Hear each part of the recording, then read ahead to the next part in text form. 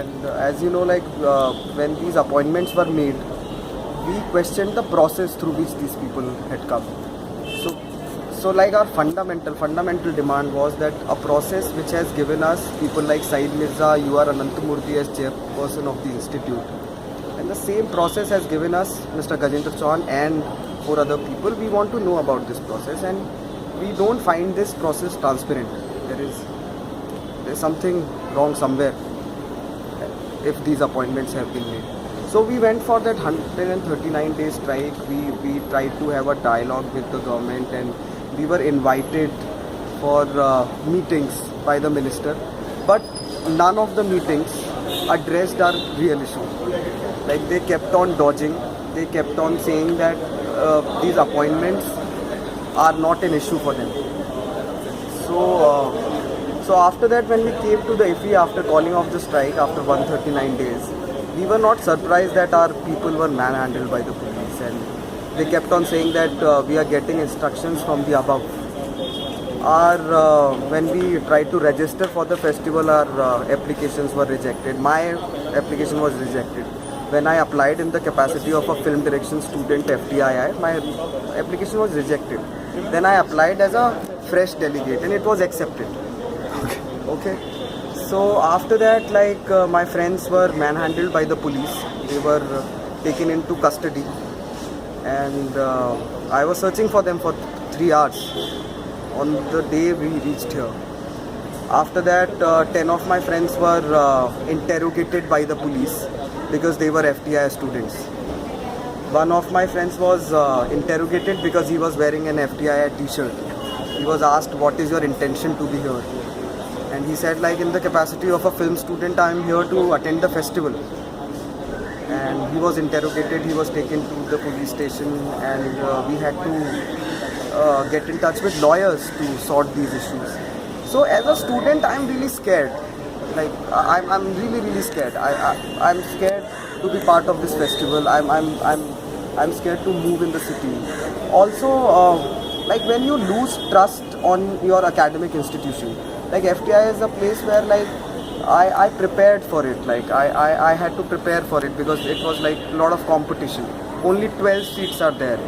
So I have cleared an all India level exam to be there. And when I don't trust the people who are running the institute, when I don't trust the people whose vision will be there as the vision of the institute, then I feel I really don't know how to say this in the words, but I'll express this through my films, through my work later. But I'm absolutely because basically I cannot trust on the education which I'm getting. I have put in so many years to get this education and to develop myself in a certain way, to develop my craft in a certain way. But if I do not have trust on that, it's absolutely meaningless for me to be part of such an institution, the vision is the thing. So basically I would like to just point out that the main difference is that of thinking. If people are coming from a process which we don't know about, in my limited mental capacity, if I cannot build my trust on these people, what is the point in studying in such an institution? What was your experience when you tried to get into the INOX campus? Basically, to watch a film, basically. Yeah, as I told you, on day 1 itself, day 2, 10 of my friends were stopped, and police took them to the police station, interrogated them, then their accreditation card was cancelled, and then it was retrieved again. So I have not attempted to go there only. As I'm telling you, I'm really scared. So I have not attempted to go there, and I will not go there this year because I don't want to get arrested.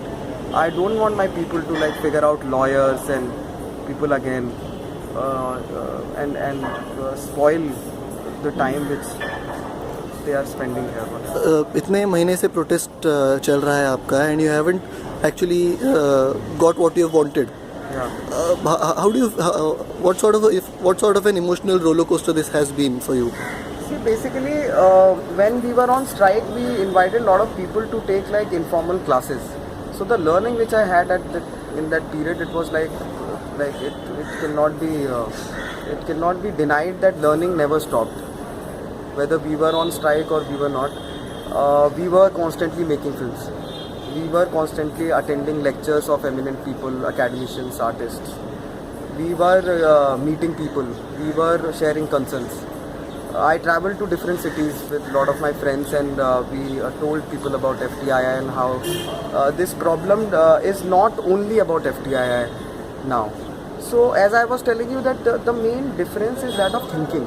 Like I think this is done very strategically. Like organizations like ICHR or Censor Board, they are strategically putting people there who do not have relevant academic inclination towards the pertinent thing.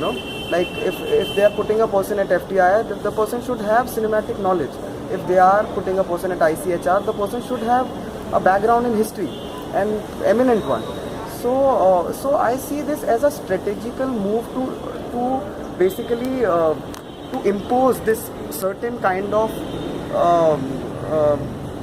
what should I call it, intolerant thinking, and also to stop nurturing of like intellectual minds in a certain way.